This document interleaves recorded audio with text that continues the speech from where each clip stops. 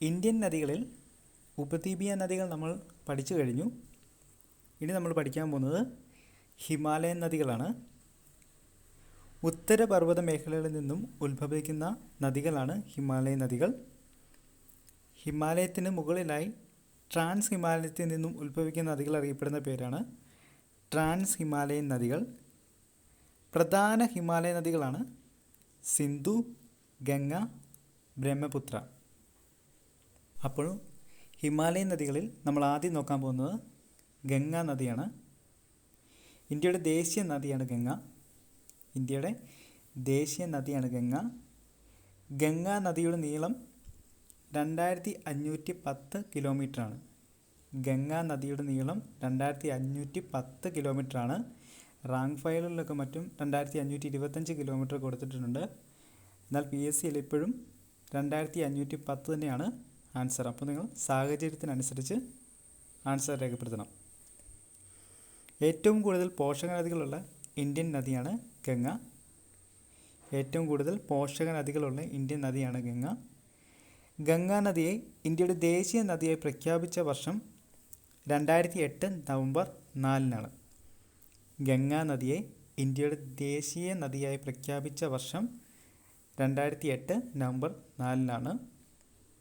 ഗംഗാ നദിയുടെ ഉത്ഭവസ്ഥാനം ഉത്തരാഖണ്ഡിലെ ഹിമാലയത്തിലെ കായ്മുഖ് ഗുഹയിലെ ഗംഗോത്രി ഹിമാനിയിൽ നിന്നാണ്. അപ്പോൾ ഉത്തരാഖണ്ഡിലെ ഹിമാലയത്തിലെ കായ്മുഖ് ഗുഹയിലെ ഗംഗോത്രി ഹിമാനിയിൽ നിന്നാണ് ഗംഗാ നദിയുടെ ഉത്ഭവസ്ഥാനം. ഭഗീരഥി നദിയും അലകനന്ദ നദിയും കൂടിച്ചേരുന്ന സ്ഥലമാണ് ദേവപ്രയാഗ്. ഭഗീരഥി നദിയും അലകനന്ദ നദിയും കൂടിച്ചേരുന്ന സ്ഥലമാണ് ദേവപ്രയാഗ്. ഗംഗാ നദി ഒഴുകുന്ന പ്രധാന സംസ്ഥാനങ്ങളാണ് ഉത്തരാഖണ്ഡ്, ഉത്തർപ്രദേശ്, ബീഹാർ, ജാർഖണ്ഡ്, പശ്ചിമ ബംഗാൾ. ഗംഗാ നദി ഒഴുകുന്ന പ്രധാന സംസ്ഥാനങ്ങളാണ് ഉത്തരാഖണ്ഡ്, ഉത്തർപ്രദേശ്, ബീഹാർ, ജാർഖണ്ഡ്, പശ്ചിമ ബംഗാൾ. ഗംഗ ഏറ്റവും കൂടുതൽ ദൂരം ഒഴുകുന്ന ഇന്ത്യൻ സംസ്ഥാനമാണ് ഉത്തർപ്രദേശ്. ഗംഗ ഏറ്റവും കൂടുതൽ ദൂരം ഒഴുകുന്ന ഇന്ത്യൻ സംസ്ഥാനമാണ് ഉത്തർപ്രദേശ്.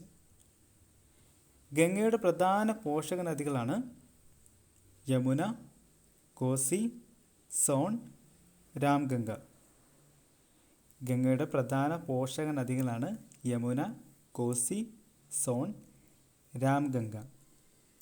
ഗംഗയുടെ ഏറ്റവും വലിയ പോഷക നദിയാണ് യമുന. യമുനയാണ് ഗംഗയുടെ ഏറ്റവും വലിയ പോഷക നദി. ഗംഗയും യമുനയും കൂടിച്ചേരുന്ന സ്ഥലമാണ് ഉത്തർപ്രദേശിലെ അലഹബാദിൽ. ഗംഗയും യമുനയും കൂടിച്ചേരുന്ന സ്ഥലമാണ് ഉത്തർപ്രദേശിലെ അലഹബാദ്. ഗംഗ, യമുന, സരസ്വതി നദികളുടെ സംഗമ സ്ഥാനമാണ് അറിയപ്പെടുന്നതാണ് ത്രിവേണി സംഗമം. ഗംഗ, യമുന, സരസ്വതി നദികളുടെ സംഗമ സ്ഥാനം അറിയപ്പെടുന്ന പേരാണ് ത്രിവേണി സംഗമം. ത്രിവേണി സംഗമം സ്ഥിതി ചെയ്യുന്നത് ഉത്തർപ്രദേശിലെ അലഹബാദിലാണ്. ത്രിവേണി സംഗമം സ്ഥിതി ചെയ്യുന്നത് ഉത്തർപ്രദേശിലെ അലഹബാദിലാണ്. കോർബറ്റ് ദേശീയോദ്യാനത്തിലൂടെ ഒഴുകുന്ന പ്രധാന പോഷക നദിയാണ് രാംഗംഗ. കോർബറ്റ് ദേശീയോദ്യാനത്തിലൂടെ ഒഴുകുന്ന പ്രധാന പോഷക നദിയാണ് രാംഗംഗ. ബംഗ്ലാദേശിൽ ഗംഗാ നദി അറിയപ്പെടുന്നത് പദ്മ എന്നാണ്. ബംഗ്ലാദേശിൽ ഗംഗാ നദി അറിയപ്പെടുന്നത് പദ്മ എന്നാണ്. ഗംഗ ആക്ഷൻ പ്ലാൻ നടപ്പിലാക്കിയ വർഷം 1986 ജനുവരി 14-നാണ്. ഗംഗ ആക്ഷൻ പ്ലാൻ നടപ്പിലാക്കിയ വർഷം 1986 ജനുവരി 14-നാണ്. ഗംഗ ആക്ഷൻ പ്ലാൻ നടപ്പിലാക്കിയ പ്രധാനമന്ത്രി രാജീവ് ഗാന്ധിയാണ്. ഗംഗ ആക്ഷൻ പ്ലാൻ നടപ്പിലാക്കിയ പ്രധാനമന്ത്രി രാജീവ് ഗാന്ധിയാണ്. നമാമി ഗംഗ പദ്ധതിയുടെ നടപ്പിലാക്കിയ പ്രധാനമന്ത്രി നരേന്ദ്രമോദിയാണ്. നമാമി ഗംഗ പദ്ധതി നടപ്പിലാക്കിയ പ്രധാനമന്ത്രി നരേന്ദ്രമോദിയാണ്. ഗംഗാ നദിയുടെ സംരക്ഷണത്തിനും ശുചീകരണത്തിനുമായി കേന്ദ്ര സർക്കാർ നടപ്പിലാക്കിയ പദ്ധതിയാണ് നമാമി ഗംഗ. ഗംഗാ നദിയുടെ സംരക്ഷണത്തിനും ശുചീകരണത്തിനുമായി കേന്ദ്ര സർക്കാർ നടപ്പിലാക്കിയ പദ്ധതിയാണ് നമാമി ഗംഗ. ഗംഗാ നദി തീരത്ത് സ്ഥിതി ചെയ്യുന്ന പ്രധാന പട്ടണങ്ങളാണ് ഹരിദ്വാർ, കാൺപൂർ, പാറ്റ്ന, വാരണാസി. ഗംഗാ നദീ തീരത്ത് സ്ഥിതി ചെയ്യുന്ന പ്രധാന പട്ടണങ്ങളാണ് ഹരിദ്വാർ, കാൺപൂർ, പാട്ന, വാരണാസി. നമുക്കൊന്നുകൂടെ നോക്കാം. ഇന്ത്യയുടെ ദേശീയ നദിയാണ് ഗംഗ. ഗംഗാ നദിയുടെ നീളം 2510 ഏറ്റവും കൂടുതൽ പോഷക നദികളുള്ള ഇന്ത്യൻ നദിയാണ് ഗംഗ. ഗംഗാ നദിയെ ഇന്ത്യയുടെ ദേശീയ നദിയായി പ്രഖ്യാപിച്ച വർഷം 2008 നവംബർ 4 ഗംഗാ നദിയുടെ ഉത്ഭവസ്ഥാനം ഉത്തരാഖണ്ഡിലെ ഹിമാലയത്തിലെ ഗായ്മുഖ് ഗുഹയിലെ ഗംഗോത്രി ഹിമാലയിൽ നിന്നാണ്. ഭഗീരഥി നദിയും അലകനന്ദ നദിയും ചേരുന്ന സ്ഥലമാണ് ദേവപ്രയാഗ്. ഗംഗാനദി ഒഴുകുന്ന പ്രധാന സംസ്ഥാനങ്ങളാണ് ഉത്തരാഖണ്ഡ്, ഉത്തർപ്രദേശ്, ബീഹാർ, ജാർഖണ്ഡ്, പശ്ചിമ ബംഗാൾ. ഗംഗ ഏറ്റവും കൂടുതൽ ദൂരം ഒഴുകുന്ന ഇന്ത്യൻ സംസ്ഥാനമാണ് ഉത്തർപ്രദേശ്. ഗംഗയുടെ പ്രധാന പോഷക നദികളാണ് യമുന, കോസി, സോൺ, രാംഗംഗ. ഗംഗയുടെ ഏറ്റവും വലിയ പോഷക നദിയാണ് യമുന. ഗംഗയും യമുനയും കൂടിച്ചേരുന്ന സ്ഥലം ഉത്തർപ്രദേശിലെ അലഹബാദിലാണ്. ഗംഗ, യമുന, സരസ്വതി നദികളുടെ സംഗമസ്ഥാനം അറിയപ്പെടുന്നത് ത്രിവേണി സംഗമം എന്നാണ്. ത്രിവേണി സംഗമം സ്ഥിതി ചെയ്യുന്നത് ഉത്തർപ്രദേശിലെ അലഹബാദിലാണ്. കോർബറ്റ് ദേശീയോദ്യാനത്തിലൂടെ ഒഴുകുന്ന പ്രധാന പോഷക നദിയാണ് രാംഗംഗ. ബംഗ്ലാദേശിൽ ഗംഗാനദി അറിയപ്പെടുന്ന പേരാണ് പത്മ. ഗംഗ ആക്ഷൻ പ്ലാൻ നടപ്പിലാക്കിയ വർഷം 1986 ജനുവരി 14. നടപ്പിലാക്കിയ പ്രധാനമന്ത്രി രാജീവ് ഗാന്ധിയാണ്. ഗംഗാ നദിയുടെ സംരക്ഷണത്തിനും ശുചീകരണത്തിനുമായി കേന്ദ്ര സർക്കാർ നടപ്പിലാക്കിയ പദ്ധതിയാണ് നമാമി ഗംഗ. നമാമി ഗംഗ പദ്ധതി നടപ്പിലാക്കിയ പ്രധാനമന്ത്രി നരേന്ദ്രമോദിയാണ്. പിന്നെ നമ്മൾ കണ്ടത് ഗംഗാ നദി തീരത്ത് സ്ഥിതി ചെയ്യുന്ന പ്രധാന പട്ടണങ്ങൾ ഹരിദ്വാർ, കാൺപൂർ, പാട്ന, വാരണാസി. അടുത്തത് ബ്രഹ്മപുത്ര നോക്കാം. ഏറ്റവും കൂടുതൽ ജലം വഹിക്കുന്ന ഹിമാലയൻ നദിയാണ് ബ്രഹ്മപുത്ര. ഏറ്റവും കൂടുതൽ ജലം വഹിക്കുന്ന ഹിമാലയൻ നദിയാണ് ബ്രഹ്മപുത്ര. ചുവന്ന നദി, ആൺ നദി, ആസാമിൻ്റെ ദുഃഖം എന്നറിയപ്പെടുന്ന നദിയാണ് ബ്രഹ്മപുത്ര. ചുവന്ന നദി, ആൺ നദി, ആസാമിൻ്റെ ദുഃഖം എന്നറിയപ്പെടുന്ന നദിയാണ് ബ്രഹ്മപുത്ര. ബ്രഹ്മപുത്ര നദിയുടെ ഉത്ഭവസ്ഥാനം മാനസ സരോവറിലെ ചമയുങ്തുങ് ഹിമാനിയിൽ നിന്നാണ്. ബ്രഹ്മപുത്ര നദിയുടെ ഉത്ഭവസ്ഥാനം മാനസ സരോവറിലെ ചമയുങ്തുങ് ഹിമാനിയിൽ നിന്നാണ്. ഹിമാലയൻ നദികളിൽ പുരുഷനാമധേയമുള്ള നദിയാണ് ബ്രഹ്മപുത്ര. ഹിമാലയൻ നദികളിൽ പുരുഷനാമധേയമുള്ള നദിയാണ് ബ്രഹ്മപുത്ര. ബ്രഹ്മപുത്ര നദി ബംഗ്ലാദേശിൽ അറിയപ്പെടുന്ന പേരാണ് ജമുന. ബ്രഹ്മപുത്ര നദി ബംഗ്ലാദേശിൽ അറിയപ്പെടുന്ന പേരാണ് ജമുന. ബ്രഹ്മപുത്ര നദി ടിബറ്റിൽ അറിയപ്പെടുന്നത് സാങ്പോ എന്നാണ്. ബ്രഹ്മപുത്ര നദി ടിബറ്റിൽ അറിയപ്പെടുന്ന പേര് സാങ്പോ എന്നാണ്. ബ്രഹ്മപുത്ര നദി അരുണാചൽ പ്രദേശിൽ അറിയപ്പെടുന്ന പേര് ദിഹാങ് എന്നാണ്. ബ്രഹ്മപുത്ര നദി അരുണാചൽ പ്രദേശിൽ അറിയപ്പെടുന്നത് ദിഹാങ് എന്നാണ്. ഏഷ്യയിലെ ഏറ്റവും വലിയ നദീജന്യ ദ്വീപാണ് മുജിലി. സ്ഥിതി ചെയ്യുന്നത് ബ്രഹ്മപുത്ര നദിയിലാണ്. ഏഷ്യയിലെ ഏറ്റവും വലിയ നദീജന്യ ദ്വീപായ മുജിലി സ്ഥിതി ചെയ്യുന്നത് ബ്രഹ്മപുത്ര നദിയിലാണ്. അരുണാചൽ പ്രദേശിലെ സാദിയയിൽ വെച്ചാണ് ബ്രഹ്മപുത്ര നദി ഇന്ത്യയിലേക്ക് പ്രവേശിക്കുന്നത്. അരുണാചൽ പ്രദേശിലെ സാദിയയിൽ വെച്ചാണ് ബ്രഹ്മപുത്ര നദി ഇന്ത്യയിലേക്ക് പ്രവേശിക്കുന്നത്. ബ്രഹ്മപുത്ര നദിയുടെ പ്രധാന പോഷക നദികളാണ് സുബൻസിരി, ടീസ്റ്റ, ലോഹിത്, മാനസ്. ബ്രഹ്മപുത്രയുടെ പ്രധാന പോഷക നദികളാണ് സുബൻസിരി, ടീസ്റ്റ, ലോഹിത്, മാനസ്. ബ്രഹ്മപുത്രയുടെ സാഹിത്യ ഫെസ്റ്റിവൽ നടക്കുന്നത് ഗുവാഹത്തിയിലാണ്. ബ്രഹ്മപുത്രയുടെ സാഹിത്യ ഫെസ്റ്റിവൽ നടക്കുന്നത് ഗുവാഹത്തിയിലാണ്. ബ്രഹ്മപുത്രയുടെ പാട്ടുകാരനാണ് ഭൂപൻ ഹസാരിക. ബ്രഹ്മപുത്രയുടെ പാട്ടുകാരനാണ് ഭൂപൻ ഹസാരിക.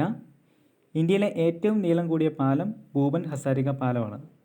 ഇന്ത്യയിലെ ഏറ്റവും നീളം കൂടിയ പാലം ഭൂപൻ ഹസാരിക പാലമാണ്. ബ്രഹ്മപുത്രയുടെ പോഷക നദിയായ ലോഹിത് നദിക്ക് കുറുകെയാണ് ഭൂപൻ ഹസാരിക പാലം നിർമ്മിച്ചിരിക്കുന്നത്. ബ്രഹ്മപുത്രയുടെ പോഷക നദിയായ ലോഹിത് നദിക്ക് കുറുകെയാണ് ഭൂപൻ ഹസാരിക പാലം നിർമ്മിച്ചിരിക്കുന്നത്. നമുക്കൊന്നുകൂടെ നോക്കാം. ഏറ്റവും കൂടുതൽ ജലം വഹിക്കുന്ന ഹിമാലയൻ നദിയാണ് ബ്രഹ്മപുത്ര. ചുവന്ന നദി, ആൺ നദി, ആസാമിൻ്റെ ദുഃഖം എന്നറിയപ്പെടുന്ന നദിയാണ് ബ്രഹ്മപുത്ര. ബ്രഹ്മപുത്ര നദിയുടെ ഉത്ഭവസ്ഥാനം മാനസ സരോവറിലെ ചെമയുങ്തുങ് ഹിമാനിയിലാണ്. ഹിമാലയൻ നദികളിൽ പുരുഷ നാമധേയമുള്ള നദിയാണ് ബ്രഹ്മപുത്ര. ബ്രഹ്മപുത്ര നദി ബംഗ്ലാദേശിൽ അറിയപ്പെടുന്നത് ജമുന എന്നാണ്. ടിബറ്റിൽ അറിയപ്പെടുന്നത് സാങ്പോയിൽ നിന്നാണ്.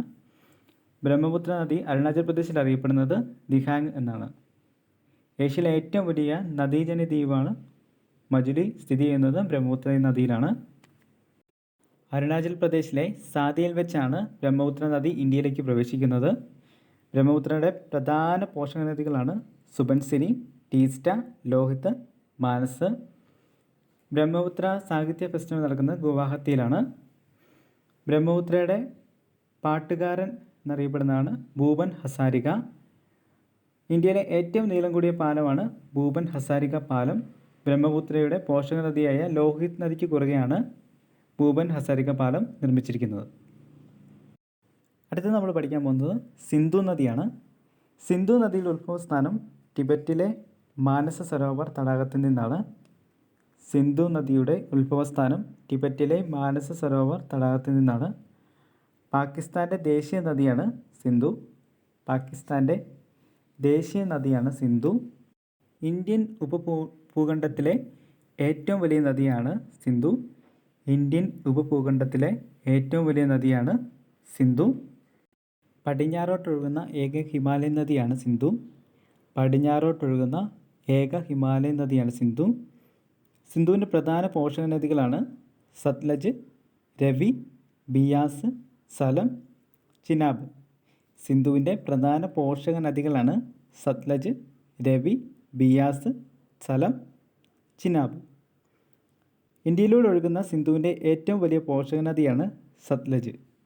ഇന്ത്യയിലൂടെ ഒഴുകുന്ന സിന്ധുവിൻ്റെ ഏറ്റവും വലിയ പോഷക നദിയാണ് സത്ലജ്. സിന്ധുവിൻ്റെ ഏറ്റവും ചെറിയ പോഷക നദിയാണ് ബിയാസ്. സിന്ധുവിൻ്റെ ഏറ്റവും ചെറിയ പോഷക നദിയാണ് ബിയാസ്. സിന്ധു നദീജല കരാറിൽ ഒപ്പുവെച്ച രാജ്യങ്ങളാണ് ഇന്ത്യൻ, പാകിസ്ഥാൻ. സിന്ധു നദീജല കരാറിൽ ഒപ്പുവെച്ച രാജ്യങ്ങളാണ് ഇന്ത്യ, പാകിസ്ഥാനും. സിന്ധു നദീജല കരാറിൽ ഒപ്പുവെച്ച വർഷം 1960 സെപ്റ്റംബർ 19.